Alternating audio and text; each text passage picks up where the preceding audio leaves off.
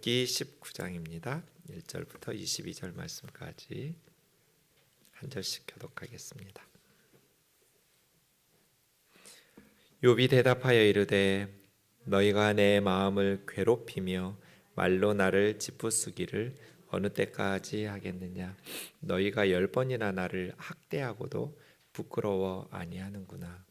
비록 내게 허물이 있다 할지라도 그 허물이 내게만 있느냐. 너희가 참으로 나를 향하여 자만하며 내게 수치스러운 행위가 있다고 증언하려면 하려니와 하나님이 나를 억울하게 하시고 자기 그물로 나를 애워싸신 줄을 알아야 할지니라. 내가 폭행을 당한다고 부르짖으나 응답이 없고 도움을 간구하였으나 정의가 없구나. 그가 내 길을 막아 지나가지 못하게 하시고 내 앞길에 어둠을 두셨으며 나의 영광을 거두어 가시며 나의 관모를 머리에서 벗기시고 사면으로 나를 헐으시니 나는 죽었구나. 내 희망이 나무 뽑듯 뽑으시고 나를 향하여 진노하시고 원수같이 보시는구나. 그 군대가 일제히 나와서 길을 도두고 나를 치며 내 장막을 둘러 진을 쳤구나. 나의 형제들이 나를 멀리 떠나게 하시니 나를 아는 모든 사람이 내게 낯선 사람이 되었구나. 내 친척은 나를 버렸으며 가까운 친구들은 나를 잊었구나. 내 집에 머물러 사는 자와 내 여종들은 나를 낯선 사람으로 여기니 내가 그들 앞에서 타국 사람이 되었구나. 내가 내 종을 불러도 대답하지 아니하니 내 입으로 그에게 간청하여야 하겠구나. 내 아내도 내 숨결을 싫어하며 내 허리의 자식들도 나를 가련하게 여기는구나. 어린 아이들까지도 나를 업신여기고 내가 일어나면 나를 조롱하는구나. 나의 가까운 친구들이 나를 미워하며 내가 사랑하는 사람들이 돌이켜 나의 원수가 되었구나. 내 피부와 살이 뼈에 붙었고 남은 것은 겨우 잇몸뿐이로구나. 나의 친구야, 너희는 나를 불쌍히 여겨다오. 나를 불쌍히 여겨다오. 하나님의 손이 나를 치셨구나. 너희가 어찌하여 하나님처럼 나를 박해하느냐. 내 살로도 부족하냐. 아멘. 오늘 본문이 속한 욥기 19장 말씀은 빌닷의 말에 대한 두 번째 빌닷의 말에 대한 욥의 대답의 말씀입니다. 1절부터 보겠습니다. 욥은 친구들의 말을 세 가지로 표현했습니다. 첫 번째는 너희가 내 마음을 괴롭힌다. 친구들의 말은 욥의 마음을 괴롭히는 말들이었어요. 욥을 위로하고 격려하고 용기를 주고 희망을 주기보다는 처음에는 위로하려고 찾아갔고 그렇게 위로하는 말들을 했는데 갈수록 욥을 괴롭히는데 아픈 말들을 쏟아냅니다. 두 번째는 말로 나를 짓부수고 있다. 이렇게 욥은 그렇게 느낀 거예요. 짓부수다라 다카라는 말은 꺾다, 짓밟다, 산산조각내다 그런 뜻이니까요. 짓부수다라는 표현이 좋은 번역 같습니다. 너희들의 말은 나를 산산조각내는 말들이야. 나를 짓밟고 나를 무너뜨리고 나를 꺾어버리는 그런 짓부수는 말들을 어느 때까지 할 거냐고. 언제까지 나를 짓밟는 말들을 계속 쏟아낼 거냐고. 세 번째는 너희가 10번이나 나를 학대했다. 이렇게 친구들이 욥을 학대했다고. 10번은 완전수죠. 손가락으로 셀 수 있는 전부 다. 그러니까 꼭 10번만이 아니라 그렇게도 많이, 그렇게도 엄청나게 나를 학대하면서도 부끄러워 아니하는구나. 이런 불쌍한 사람을 학대하는 것을 보면 인간의 심성을 가졌던 친구들이라면서 왜 저래? 이런 비난을 받을 만한, 그래서 수치스럽게 여기고 부끄러워해야 될 말인데 욥의 친구들은 그렇게 많은 말들로 욥을 짓부수면서 괴롭히고 그렇게 욥에게 악담을 쏟아내면서도 부끄러워하지를 않았어요. 왜냐하면 자기들은 하나님의 편이라고 확신했기 때문이에요. 이것이 오히려 하나님을 모르는 세상 사람들은 그냥 상식적으로 판단해서 그러면 안 되지. 아무리 그 사람이 나쁜 짓을 해서 그렇게 신의 벌을 받는다고 해도 친구라는 사람들이 그렇게 자식이 죄를 져서 죽었다는 둥, 네가 받는 벌은 네가 지은 죄에 비하면 가볍다는 둥, 이런 말들을 쏟아내면 안 되지 라고 세상 사람들은 판단할 거예요. 그런데 오히려 하나님을 믿기 때문에 가끔은 더 마음이 잔인해질 때가 있어요. 하나님의 편에 서서 하나님을 위해서라고 생각하기 때문이에요. 욥이 지금 하나님의 원수가 되어 있잖아요. 계속 욥이 하는 말들은 하나님을 공격하는 말들이잖아요. 그러다 보니 친구들이 하나님의 편에 서서 방어해내면서 오히려 욥을 원수처럼 여기면서 계속해서 말로 산산조각 내고 짓밟고 있거든요. 그럼에도 자기들은 부끄러워하지 않는 거죠. 비록 내게 허물이 있다 할지라도 그 허물이 내게만 있느냐. 이 4절 말씀 우리가 좀 기억할 필요가 있습니다. 의로워서 설교하는 거 아니잖아요. 죄인이 죄인들에게 설교하는 거잖아요. 누군가가 위로가 필요하고 권면이 필요한다 할지라도 의인이 죄인을 충고하고 권면하는 게 아니잖아요. 죄인이 죄인을, 하나님 앞에서 우리가 다 죄와 허물이 많은 죄인들이잖아요. 내게 허물이 있다 치자. 그 허물은 나에게만 있니? 너희들에게는 없니? 없어요? 있죠. 근데 욥은 의인들로 자기들을 규정하면서 마치 자기들은 의롭게 살고 지혜롭게 살고 하나님의 말씀에 온전히 순종하면서 사는데 욥 너는 왜 그 모양이냐? 라는 식으로 정죄하면서 죄인으로 몰아붙이니까 욥이 내게 허물이 있다 해도 그 허물은 내게만 있는 거냐고. 너희들에게는, 그리고 세상 사람들에게는 그 허물이 없느냐고. 너희가 참으로 나를 향하여 자만하여 내게 수치스러운 행위가 있다고 증언하려면 하려니와. 뭐 해야지 어쩌겠어요. 친구들은 그렇게 생각하는데. 근데 네, 친구들은 지금 자만한, 욥을 향하여 교만하고 자만한 태도로 굉장히 고압적인 자세로 욥을 몰아붙였거든요. 욥, 너의 죄악된 행위를, 수치스러운 행위를 회개해. 이쪽으로 찔러보고 저쪽으로 찔러보고 계속 여러 방향에서 욥을 찔러보면서 욥 네가 죄가 있으니까 이런 형벌을 받는 거지. 그런데 난 너무 억울해. 하나님이 나를 억울하게 하시고 하나님의 그물로 나를 에워싸신 줄은 알면서 말해 라고 말하는 거예요. 사실 욥의 말이 맞죠. 욥은 억울한 게 맞아요. 그렇지 않아요, 여러분? 하나님께서 말씀으로 가르친 것을 지금 욥에게 적용을 안 하고 있잖아요. 하나님께서 계속해서 하나님의 정도를 통해서 뭐라고 말씀하셨어요? 하나님의 말씀 순종하면서 바르게 착하게 살면 하나님이 복을 주신다. 하나님의 말씀에 불순종하면서 악하게 살면 하나님께서 벌을 내리신다. 욥은 하나님께 배운 대로 살았잖아요.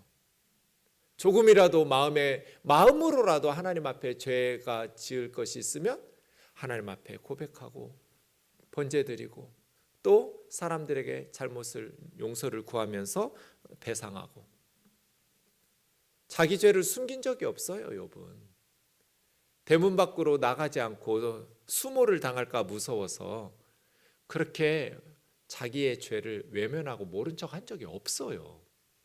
근데 지금 억울한 일을 당하고 있잖아요.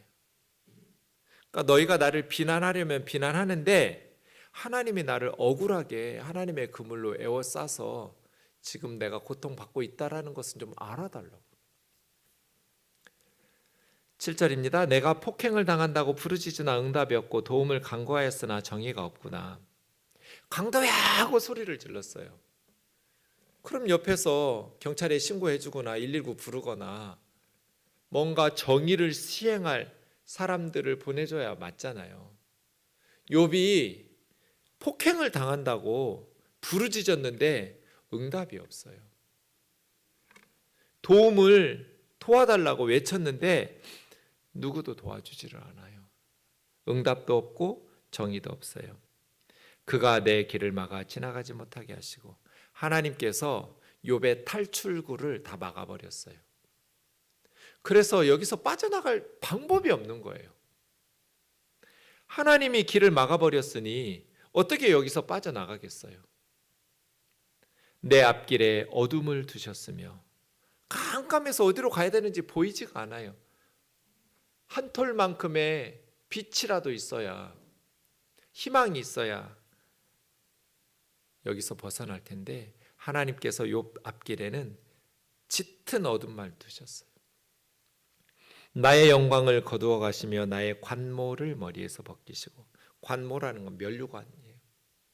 욥이 그동안 누렸던 영광스러운 면류관들, 많은 사람들에게 정말 하나님의 사람은 하나님 믿으려면 저렇게 살아야 돼, 저렇게 믿어야 돼, 정말 욥 진짜 하나님 앞에서 바르게 살더니 복을 주시는구나, 하는 일마다 형통하구나, 사람들로부터 영광스러운 칭찬과 존경과 롤 모델로 젊은이들이 욥을 삼아놓고 그렇게 살았었는데 이제 하나님께서 욥의 영광을 거둬가셨어요. 욥의 면류관을 벗겨버리셨어요. 그래서 사면으로 나를 헐으시니 나는 죽었구나. 사방에서 욥을 헐어버리셨어요. 어디도 온전히 세워진 곳이 없어요. 자녀들 다 죽었죠. 재산 다 날라갔죠. 사람들로부터 멸시받죠. 머리끝부터 발바닥까지, 정수리부터 발바닥까지 질병으로 시달리죠. 사면에서 하나님께서 헐어버리셨어요. 나는 죽었구나. 내 희망을 나무 뽑듯 뽑아버리셨다고. 나무를 뽑는 거하고 나무를 베는 건 달라요.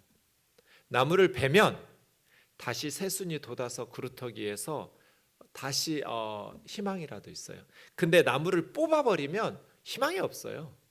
뿌리채 뽑아버리면. 하나님께서 욥의 희망을 자르신 게 아니라 뽑으셨다고 그랬어요. 아예 하나님은 나의 희망을 뿌리채 뽑아버리셨다. 나를 향하여 진노하시고 원수같이 보시는구나. 친구처럼 여기시고 아들처럼 여기시고 그렇게 하나님께서 은혜를 베푸셨던, 가까이 하셨던 욥을 이제는 원수처럼 여기시면서 하나님의 군대가 일제히 나와서 길을 도두고 나를 치며, 무기들을 끌고 오려면 길을 닦아야 되잖아요. 하나님의 군대가, 하나님이 나를 원수로 삼으시고 그 군대를 나에게 보내셨는데 길들을 다 닦아놓고 나에게 달려와서 내 장막을 둘러 진을 쳤구나. 다 무너져버린 내가 뭐 대단한 게 남아있다고 군대까지 보내셔서 치시고 그렇게 장막을 에워싸면서 공격을 하시는 말이에요. 그러자 13절이요. 나의 형제들이 나를 멀리 떠나게 하시니. 부자였을 때는 그렇게 욥 가까이 하면서 그렇게 친밀하게 하던 형제들이 멀리 떠나고 나를 아는 모든 사람이 내게 낯선 사람이 되었구나. 모르는 척 외면하는 거예요. 내 친척은 나를 버렸으며 가까운 친지들은 나를 잊었구나. 욥에게 와서 그렇게 위로하거나 도움을 주려고 사람이 없어요. 내 집에 머물러 사는 자, 나그네들이죠. 외국인 노동자들 아니면 타지에서 욥이 살던 지역으로 오는, 그래서 욥의 집에서 머물러 살던 나그네들. 내 여종들은 나를 낯선 사람으로 여기니 내가 그들 앞에서 타국 사람이 되었구나. 모른 척 외면하고 외국인 보듯이, 모르는 사람 보듯이. 내가 내 종을 불러도 대답도 않고 내 입으로 그에게 간청하여야 하겠구나. 내 아내도 내 숨결을 싫어하며 숨소리도 싫어해요. 내 허리의 자식들도 나를 가련하게 여기는구나. 욥의 자식들 10명은 다 죽었는데 욥의 허리의 자식들이 가련하게 여기는 이 사람들은 누구지? 번역이 조금 애매하죠. 직역하면 내 형제들이에요. 나와 같은 모태에 있었던 사람들. 그러니까 욥이 어머니 모태에 있어서 같은 그 엄마 뱃속에 같이 같은 곳에 있었던 형제들, 자매들. 그러니까 죽은 10명의 자녀들이 아니에요. 나와 같은 곳에, 같은 허리에, 같은 엄마 뱃속에 있었다가 나왔던 우리 엄마의 자식들, 형제들, 자매들. 나를 가련하게 여기는구나. 어린 아이들까지도 나를 업신여기고 내가 일어나면 나를 조롱하는구나. 나의 가까운 친구들이 나를 미워하며 내가 사랑하는 사람들이 돌이켜 나의 원수가 되었구나. 이 13절부터 19절까지 이게 정말 아픈 것 같아요. 건강하고 부유할 때는 사람들이 그렇게 영광스럽게 관모, 면류관을 머리에 두듯이 사람들이 욥을 보면 그렇게 칭찬하고 머리를 조아리고 그렇게 존대하고 존경했었는데 이렇게 무너지고 망하니까 누구 하나 욥을 존중하는 사람이 없어요.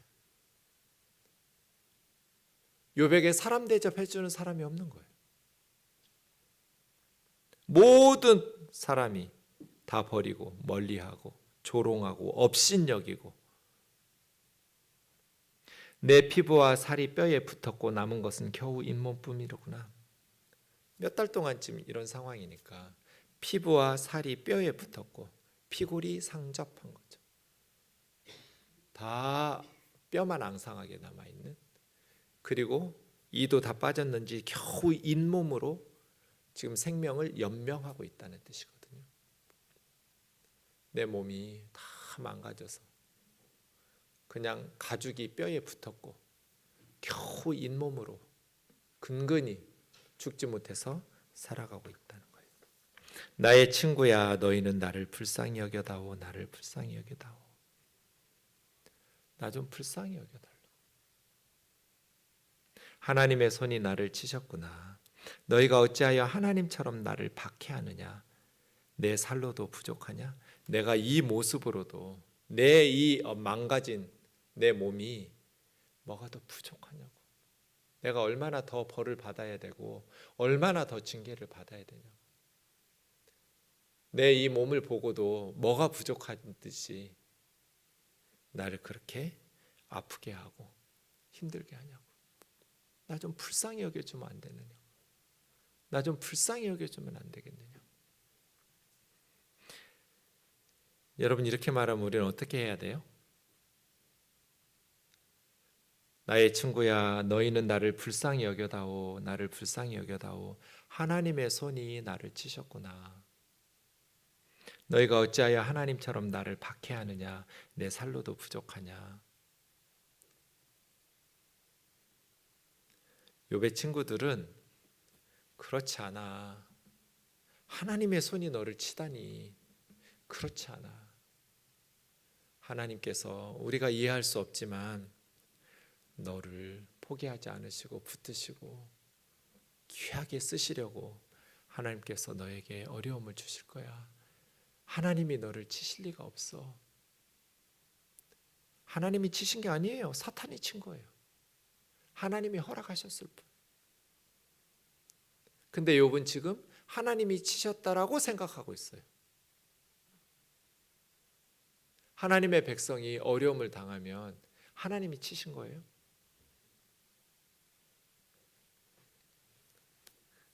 근데 이것이 아픈 것이 29장으로 좀 갈게요.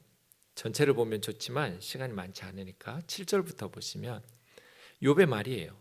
그때에는 내가 나가서 성문에 이르기도 하며, 성문은 주로 재판하거나 거래하거나 중요한 그 지역에 뭔가 판결을 할 때 지역 유지들이 앉는 거예요. 거리에 내 자리를 마련하기도 하였느니라.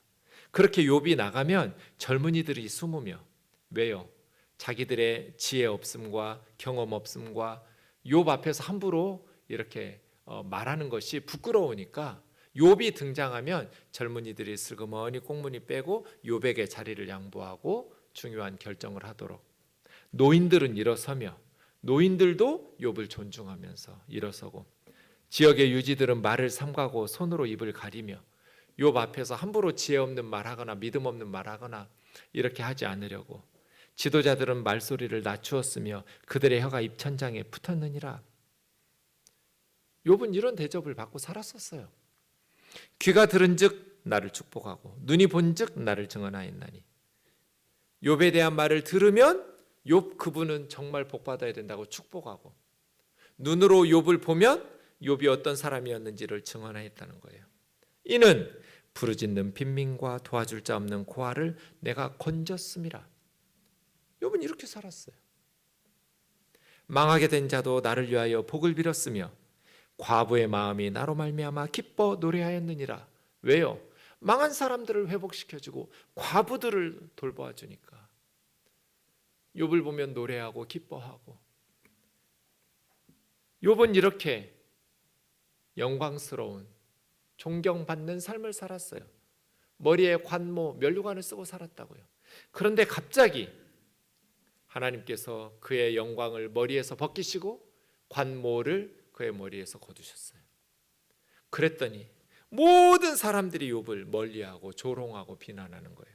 30장 9절 10절, 이제는 그들이 나를 노래로 조롱하고, 예전에는 기뻐 노래했었는데 욥이 어떻게 살았는지를 눈으로 보고 귀로 들으니까, 욥에 대해서 듣고 욥의 삶을 보면서 사람들이 축복하면서 노래를 부르고 기뻐하면서 욥을 칭찬했었는데, 이제는 노래로 욥을 조롱하고 내가 그들의 놀림거리가 되었으며 그들이 나를 미워하고 멀리하고 서슴지 않고 내 얼굴에 침을 뱉는도다.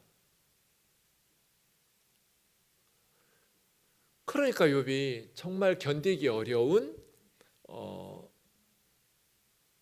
영역, 견디기 힘든 부분 중에 하나는 사람들로부터 멸시를 받는다는 거예요. 재산이 날아가고 자녀들이 죽고 온몸에 질병이 들고, 이것만으로도 힘든데 그동안 그를 기뻐 노래하며 그에게 복을 빌던, 존경하고 칭찬하던 사람들이 다 욥에 대해서 조롱하면서 그냥 서슴지 않고 욥의 얼굴에다가 침을 뱉고, 마치 봐서는 안 될 것을 본 것처럼 그렇게 놀림거리로 삼고 비난하고 욕을 쏟아붓는 거예요. 이것이 욥을 더 아프게 했어요. 세상이 참 모질죠. 잘 나갈 때는 그냥 함부로 그 앞에서 말도 못하고 그렇게 잘하던 사람들, 친절히 하던 사람들이 이제 망하고 나면 함부로 여기고 업신 여기고 이렇게 조롱하기도 하죠. 네. 그런 면에 있어서 우리가 욥기서를 통해서 참 하나님의 백성들이 어떻게 살아야 될까? 그 사람이 성공했든 실패했고 망했든 그 사람이 어떤 상황이든지 한결같은 마음으로 하나님의 형상, 하나님의 사람으로 존중하면서 대하는 것은 불가능할까? 이런 생각이 듭니다. 여러분은 어떤 경험이 있는지 모르겠어요. 제가 전에 섬기던 교회에서 어느 날 갑자기 장로님 몇 분이 주일 오후 예배를 드리고 이제 내려왔는데 잠깐 얘기 좀 하자고, 전도사님 잠깐 얘기 좀 하시죠 해가지고 이렇게 삥 둘러 앉았어요. 주일 오후 예배 끝나고 장로님들하고, 장로님 몇 분하고, 장로님들 말씀이 우리 모든 당회 장로들이 생각이 똑같고 지금 여기에 피치 못할 사정으로 함께하지 못한 장로님들도 우리와 생각이 같습니다. 그리고 담임 목사님의 승인도 허락도 받았고 담임 목사님도 우리와 생각이 같습니다. 전도사님을 우리 담임 목사님 후임으로 우리가 결정하고 싶습니다. 그러니 아직 젊으니까 외국에 가서 박사 공부를 하고 오라고. 우리 교회에서 모든 비용을 대주겠다고. 박사 끝나면 전 세계에 마음껏 돌아다니면서 한 5, 6년 다시 선교지와 세계 공부하고 싶은 거 다 하라고. 돈 다 대줄 테니까. 그리고 와서 한 1년 정도 우리 목사님하고 같이 동사하다가 후임 목사로. 그때 그 교회가 한 1,000명쯤 청장년부가 있던 그런 교회였어요. 제가 뭐라고 대답했을까요? 여러분 같으면 어떻게 하실 것 같으세요?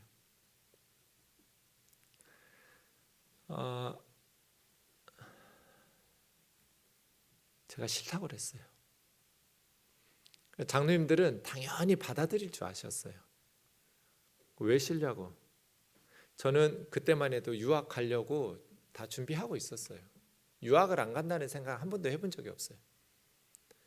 내가 부족하니까 공부를 더 해야 된다고 생각하고, 한국에서 부교역자로 있을 때는 공부할 수 있는 시간을 주는 교회는 거의 없으니까 유학을 가지 않는 이상 한국에서 부목사로 내 공부를 할 수는 없겠다.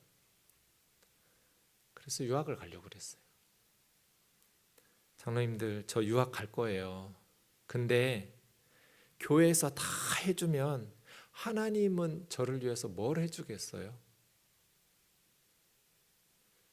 하나님께서 저를 위해서 해줄 게 없지 않냐고. 유학은 갈 건데 난 그냥 어려운 중에 하나님 붙들면서 공부하겠다고. 그때 장로님들이 웃으셨어요. 아직 젊어서 철이 없어서 그런 소리 한다고. 우리 교회 담임 목사로 안 와도 되니까 그게 부담스러우면 그냥 한 목회자 키운다 생각하고 공부 가르쳐 줄 테니까 가서 공부하고 오라고. 그래서 그 자리에서 일주일 후에 다시 만나서 얘기하자. 가서 사모님하고 좀 대화도 나누시고 기도도 좀 해보시고, 처음 듣는 얘기니까 일주일 후에 다시 얘기하자 해서 집에 가서 아니 하고 뭐 얘기할 것도 없었어요.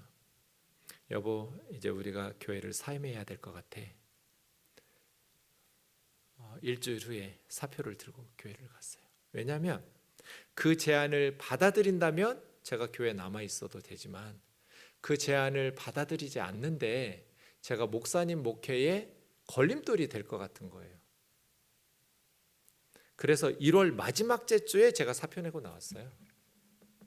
1월 중순에 있었던 이야기예요. 이런 사건들이.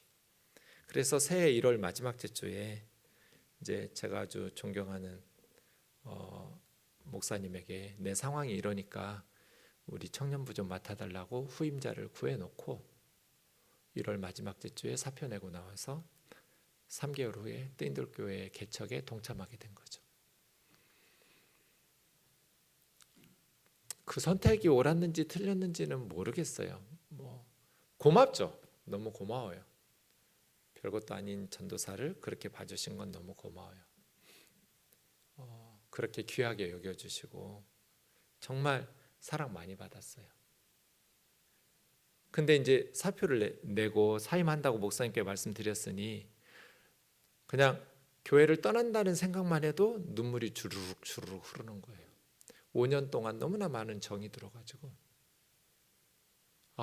마지막 인사를 어떻게 하지? 막 그 성도님들 앞에서 그동안 고마웠다고 사임 인사를 하는 생각만 해도 눈물이 나는 거예요. 근데 제가 괜한 걱정을 한 거예요. 1월 마지막 주일이 됐는데 주보에 제가 사임한다는 광고가 안 나온 거예요.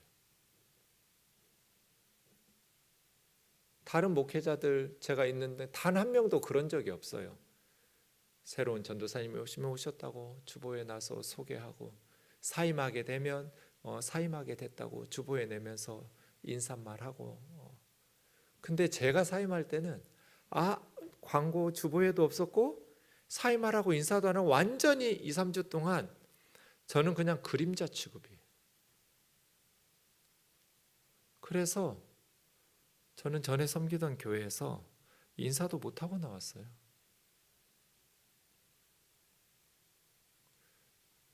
그게 뭔가 제가 잘못한 게 있어서 그러겠죠. 제가 뭔가 실수했거나.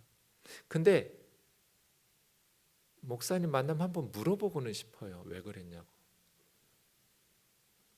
왜 나는 다른 전도사님이나 목사님들처럼 주보에 사임한다고 써주시지도 않고, 성도들에게 마지막 인사는 고마웠다는 말은 인사는 하고 가야 하잖아요. 5년이나 있었는데. 그동안 기도해 주셔서 사랑 베풀어 주셔서 감사했다고 인사는 하고, 당연히 그렇게 생각했는데 왜 그런 인사도 못하고 그냥 원래 없었던 사람인 것처럼 꺼져, 뭐 이렇게 말씀하시는 것처럼 이게 이제 오랫동안. 근데 여러분, 슬픈 게 뭔지 아세요? 사람의 마음이라는 게, 저는 그래서 욥의 마음이 그랬을 것 같아요. 본문을 보면요, 13절에서 19절까지 욥이 자기를 그렇게 멸시하고 미워하는데 그 사람들에게 욕을 하지 않아요. 그냥 그 사람들이 자기에게 어떻게 대하는지만 말해요. 그렇게 하니까 괘씸한 놈들이라거나 천벌을 받을 놈들이라거나 정말 인면수심이라거나 그런 욕을 안 해요. 어떻게 친척들이 그럴 수 있어? 어떻게 형제들이 자매들이 그럴 수 있어? 어떻게 나에게 도움을 받던 사람들이 나에게 그렇게 할 수가 있어? 라는 그런 말을 안 해요. 욕을 안 해요. 제가 엄청 상처받고 나왔잖아요.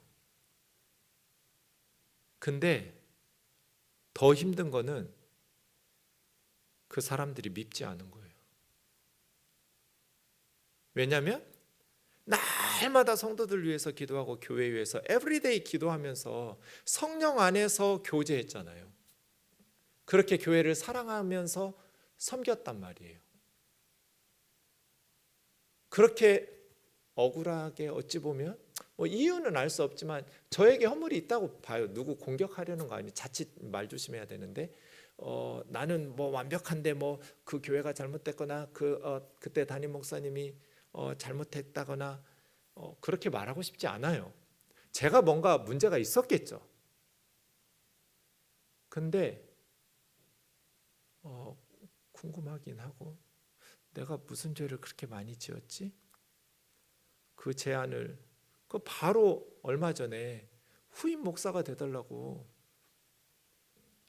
돈 걱정하지 말고 마음껏 공부하고 전 세계를 돌아다니면서 공부하고 그리고 와서 우리 교회 담임 목사가 되달라고 하셨던 분들이 너무나 차갑게 냉대하고 그렇게 원수처럼 그렇게 따뜻하게 대해주시고 별거 아닌데 자격도 없는데 귀하게 여겨주셨던 교우들이 그렇게 마치 벌레 보듯이 원수 보듯이 남인 것처럼 싹 이렇게 싹둑 자를 때, 문제는 근데 그분들이 너무 보고 싶은 거예요. 제가 뜨인돌교회 양재동에 와가지고 개척한 후에도 모자 눌러 쓰고 밤에 새벽에, 낮에 가면 성도들 만날까봐 새벽에 흑석동을 돌아다녔어요. 차 타고 창문 내리고. 그리고 집에 와서 제 아내가 그거 보고 웃기다고 그랬어요. 나 이제 살 것 같아. 흑석동 공기를 마시고 오니까 이제 좀 살 것 같아. 너무 그리운 거예요. 내가 다녔던 교회, 성도들 집, 동네 살던 구석구석 다니면서 기도하면서 다녔던, 이게 성령 안에서 신앙생활했던 사람들, 그냥 세상적인 어떤 이익이 있어서 사귀지 않고 우리는 하나님의 영으로 그냥 하나님 안에서 말씀과 기도를 사이에 두고 서로 교제하고 진심으로 그렇게 기도하면서 사랑의 사귐을 나눴던 사람들은 이게 상대방이 그렇게 욕하고 조롱하고 비난한다고 그래서 이렇게 그들을 미워하지도 못해요. 그래서 더 아파요. 차라리 못된 놈, 이 부모가 그러지 않아요? 자식들이 이렇게 못되게 할 때 이런 배은망덕한 놈, 내가 지를 어떻게 키웠는데 괘씸한 놈 하면서도 이게 끊어지지 않잖아요. 그래서 더 아프잖아요. 전 욥이 그러는 것 같아요. 욥기를 보면서. 그래서 진짜 잘 지냈던 사람들이 아무리 나와 생각이 다르고 신앙의 선택이 달라서 이렇게 헤어지기도 하고 또 서로 논쟁이 있다 할지라도 정말 조심해야겠다. 우리 우면동 교우들이 성숙한 그리스도인들로 욥과 같은 상황에 처한 그러한 우리 자매 형제들을 정말 성령 안에서 사랑 안에서 성숙하게 품었으면 좋겠습니다. 찬양합니다.